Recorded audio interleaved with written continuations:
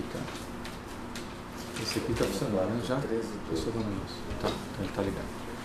Iniciado por esse. Bem, bom dia.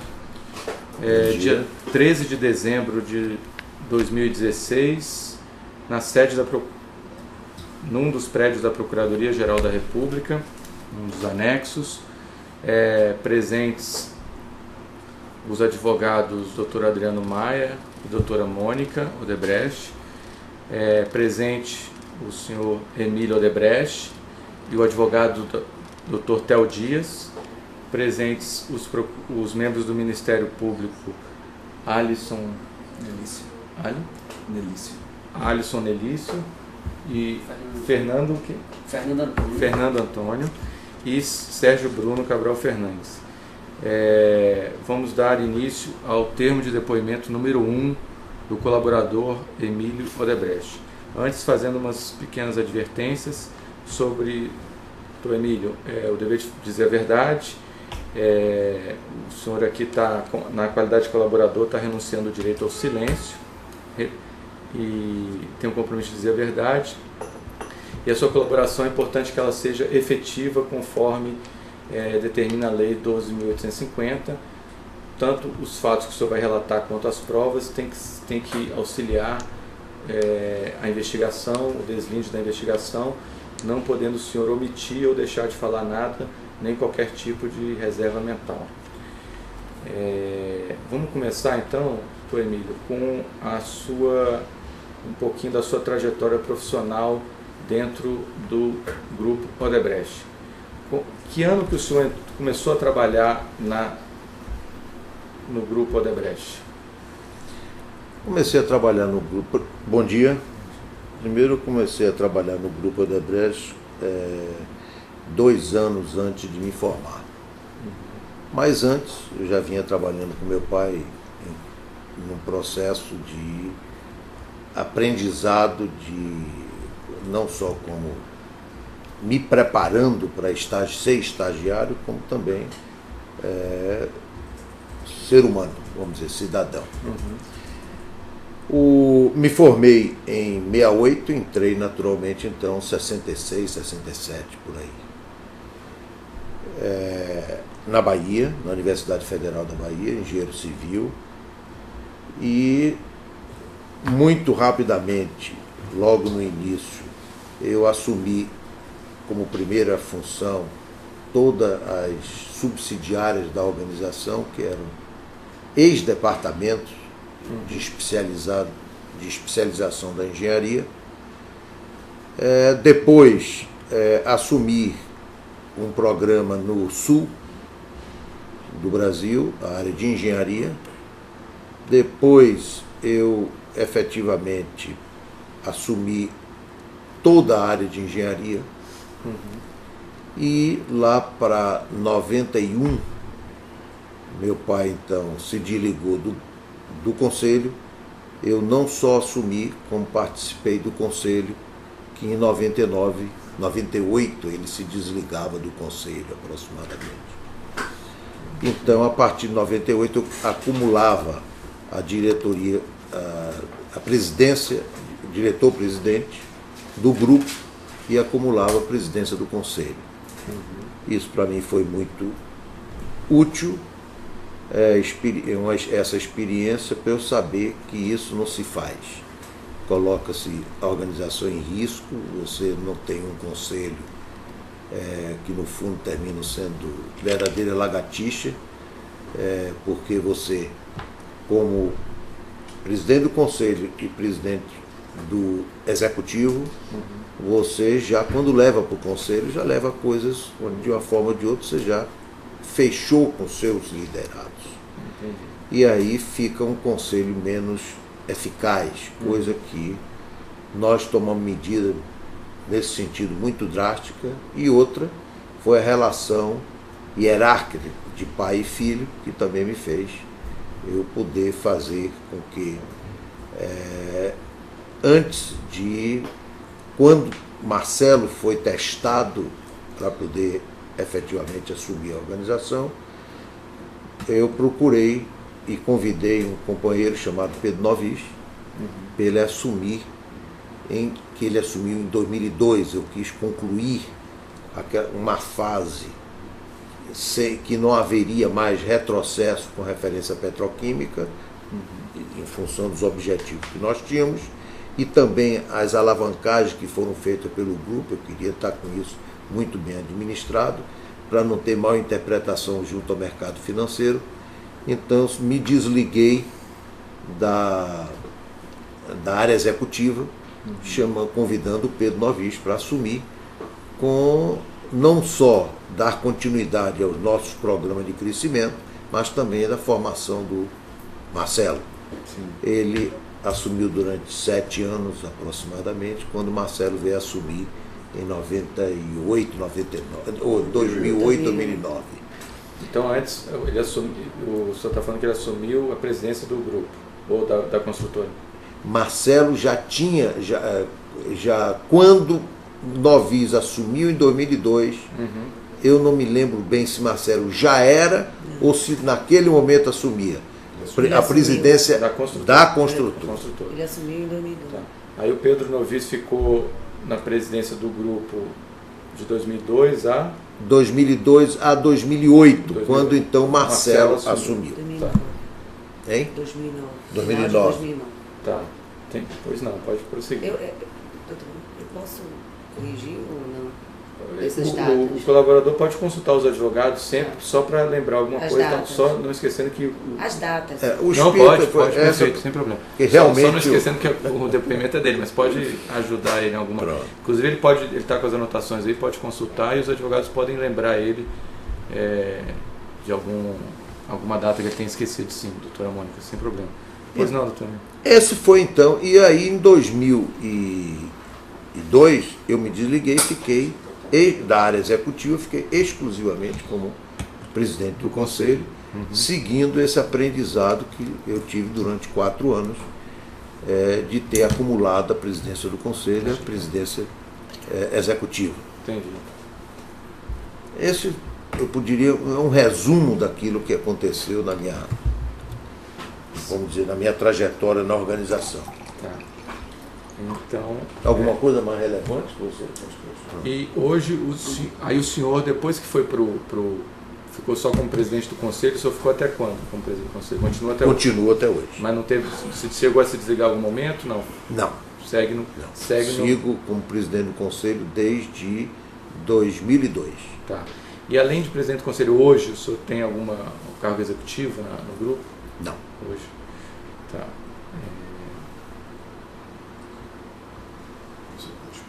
Bem? Sim, aí está me lembrando aqui, realmente, primeiro, com o surgimento do negócio do Lava Jato, que eu estava num processo de saída gradativa, estava pensando se eu ia colocar um presidente de conselho profissional ou se eu ia fazer algum daqueles assumirem.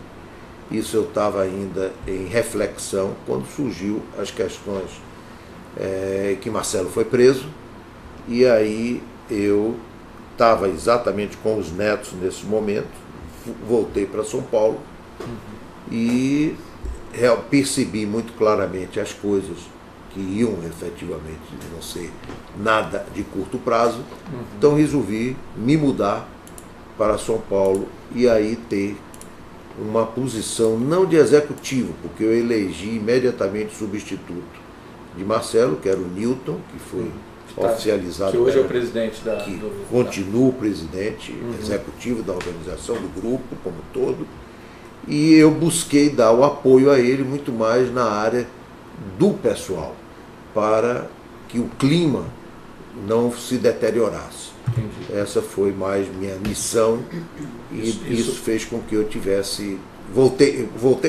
Passei a morar em São Paulo. Tá. Isso com o aparecimento da Lava Jato, né? Agora, nesse período que o senhor ficou como presidente do conselho, além disso, o senhor fazia algum outro papel, como interlocução com autoridades? Qual era o seu papel, além de participar das reuniões do conselho? Alguma relação que a pessoa o senhor manteve apesar de não ter cargo executivo? Fazia. Eu não consegui passar, desde 2002 que eu vinha lutando, 4 pessoas. Um foi Antônio Carlos Magalhães, mas depois faleceu. Infelizmente não consegui passar ele nem para Marcelo, nem para Pedro Novis, nem para Pedro Novis, nem para Marcelo. E também o presidente da Venezuela, o Hugo Chávez, o Zé Eduardo dos Santos, presidente de Angola, e o Lula, porque antes, 2002, já foi o Lula. Antes disso, era o Fernando Henrique. Eu não tentei nenhuma transferência, porque já não precisava, porque até lá eu era o executivo. Entendi. Entendeu? Então foram essas pessoas com quem eu, não tendo tido a oportunidade de poder transferir essa relação, por diversas razões, uns não aceitavam, outros pelo convívio de 35 anos, não quiseram, e não valeu a pena insistir mais, e aí eu continuei dando esse apoio com essas pessoas. Então, o papel do senhor junto a essas pessoas que o senhor citou era fazer a interlocução com a empresa, né? Claro. Os temas eram relacionados Também. à empresa. Também, mas nunca eu tive com eles uma relação só de empresa. Quer dizer, eu sempre procurei ter com qualquer autoridade, principalmente nesse nível, uma preocupação voltada para os interesses do país e os interesses dele como chefe de governo. Entendeu? Que eu entendia que devia ser as prioridades, então procurava influenciar para que ele pudesse perceber, para quem tinha uma visão não só de Brasil como de mundo, capaz de poder contribuir, inclusive trazendo ideias que, sem dúvida nenhuma, muitas delas foram o que existem hoje no país, foi fruto dessas nossas provocações e contribuições. Deixa eu seguir aqui. A gente vai falar em outros temas, outros anexos, alguma mais a miúde sobre esse relacionamento com alguma dessas autoridades, especialmente as que ainda estão vivas, né? Perfeito. Mas ainda nesse plano geral aqui, desse primeiro anexo, o senhor quer acrescentar mais alguma coisa sobre esse tema desse anexo, que é um panorama geral, especificamente da sua trajetória profissional e desse cenário geral? Porque aí o próximo tema vai ser um tema já mais específico. Se o senhor quiser acrescentar mais alguma coisa, ou se os advogados quiserem também fazer alguma pergunta para o senhor, fiquem à vontade. Olha, só uma desculpa. Os colegas aqui também, eu não sei nem se eu apresentei, mas os colegas também vão fazer perguntas aqui. Fica à vontade, se quiser. Só aproveitando essa última fala do senhor, quão importante é essa relação empresariado, presidência de um país, que o senhor mencionou rapidamente, como é que o senhor vê isso como empresário, enfim, da experiência do senhor, o que é que o senhor pode falar dessa relação, sobretudo no contexto brasileiro? Olha, eu sempre entendi e sempre entendo que efetivamente, infelizmente, se deteriorou muito na questão de nivelamento por baixo das coisas. Mas a nossa linha sempre foi uma linha, e meu comportamento com eles, e deles comigo, sempre foram muito construtivo, muito positivo. Não tinha nada que significasse aquilo que hoje efetivamente se encontra na política de um modo geral, que não é hoje. Que esse é um ponto que eu botei aqui, doutor Sérgio Bruno, também, e que eu gostaria de dar uma ênfase.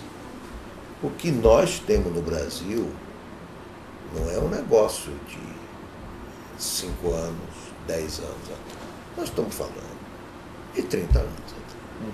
O senhor está se referindo a esse sistema Ao de se sistema fazer política e de se fazer negócio com o Estado. Isso é que existe. Então, tudo que está acontecendo era um negócio institucionalizado.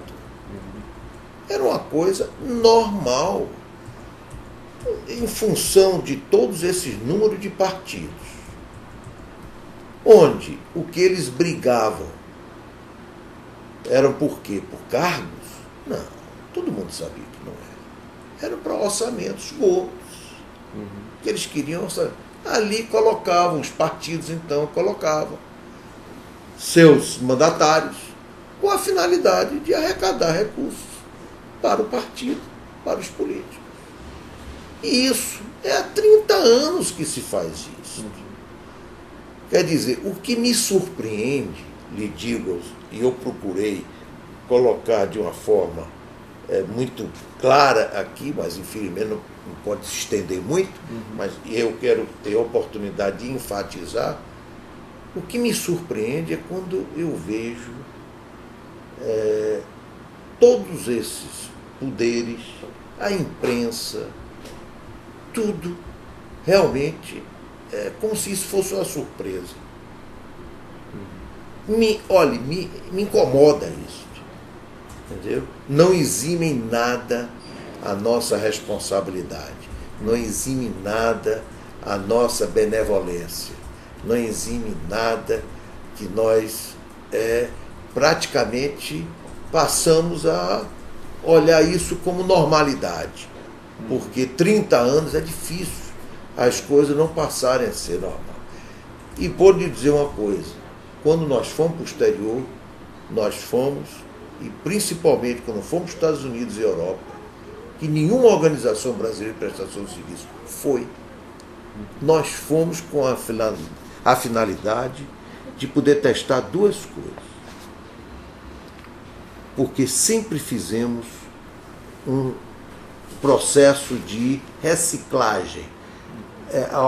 Todos os companheiros dessa organização já passaram pelo exterior, para eles terem uma visão de mundo, convivessem com concorrência efetiva. Concorrência real. Né? Real. Quer dizer, disputar, baseado em produtividade.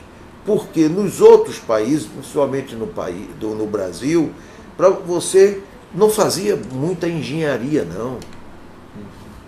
Nós dávamos ênfase à engenharia porque entendíamos que era a forma de a gente ter uma ascendência, um posicionamento diferente no exterior e ter condições de realizar de forma diferenciada no Brasil. Mas, no fundo, os problemas no Brasil e na maioria dos outros países, você tinha um problema de viabilização financeira do empreendimento. Como esse empreendimento se tornar rentável, criar divisas, etc., para o país. Como inserir ele dentro de um contexto que ele não seja exclusivamente algo que venha trazer benefício àquela comunidade, mas sim benefício àquele país como um todo, ao Brasil como um todo.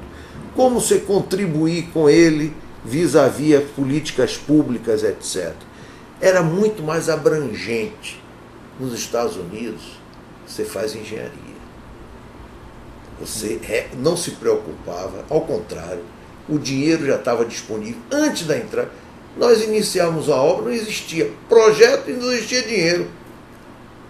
Você tinha de fazer projeto concomitantemente e tinha de providenciar a viabilidade financeira, a engenharia financeira para viabilizar aquele empreendimento. Então, este foi o que formou as empresas de engenharia brasileiras, se formaram nessa linha. E nós buscamos, e os outros infelizmente não foram, procurar também ver o outro lado. Por isso é que nós chegamos aonde chegamos e temos uma posição relevante, seja no hemisfério norte como um todo. Perfeito. Para poder compensar e poder haver esse convívio para que os companheiros, os nossos integrantes tivessem essa percepção. Agora, volto. O que me entristece, inclusive aí eu digo a própria imprensa. A própria imprensa.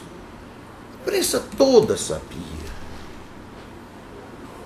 de que efetivamente o que acontecia era isso.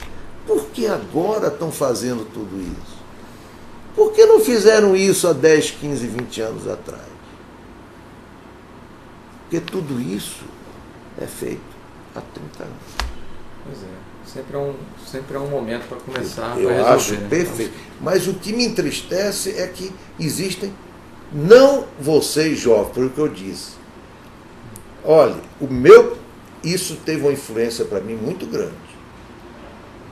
Ver vocês procuradores jovens, por isso que eu disse, nunca tive nenhum desalinhamento contra os objetivos. E vocês vão contar com a nossa organização. Na hora que a gente partiu, por convicção, vocês vão contar. E eu vou, a começar por mim, ser o colaborador que vocês vão ver. E tenho demonstrado isso na prática. Não adianta dizer só, tenho que praticar. Estou assim fazendo. Chegamos até aqui, né? Foi uma longa... Não tenha dúvida. Um longo processo. Não tenha dúvida. 9 meses de caminhada, né? Agora, os mais velhos, chefe, os da minha geração, me perdoem, eu não aceito essa omissão. Não aceito. Mas aí E de nenhuma área. Sim, mas é importante não, que só fica à vontade. haja compreensão disso, isso é uma realidade. Não, a gente captou. E a própria imprensa, vamos botar claro, quer dizer, essa imprensa sabia disso tudo. E fica agora com essa demagogia. Me perdoe, eu realmente, eu acho que todos deveriam fazer uma lavagem de roupa nas suas casas sobre o que é que a gente pode fazer. Então, nós estamos dispostos a dar nosso. E é por isso que eu considero as mudanças estruturantes fundamentais nesse país, para que todos também possam dar sua contribuição pela omissão que tiveram durante tanto tempo. Perfeito. Eu acho que esse que é o ponto. Estamos tentando mudar as coisas como vinham sendo feitas, né? Vamos ver se a gente consegue mudar e melhorar um pouco o nosso país. Podemos passar para o próximo tema? Então, mais alguma pergunta? Alguém, doutor Adriano, doutora Mônica, doutor Fel? Alguma colocação a mais ainda aqui nesse ponto? Então, vamos encerrar então o depoimento número 1 do Dr. Emílio Odebrecht, realizado no dia 13 de dezembro de 2016.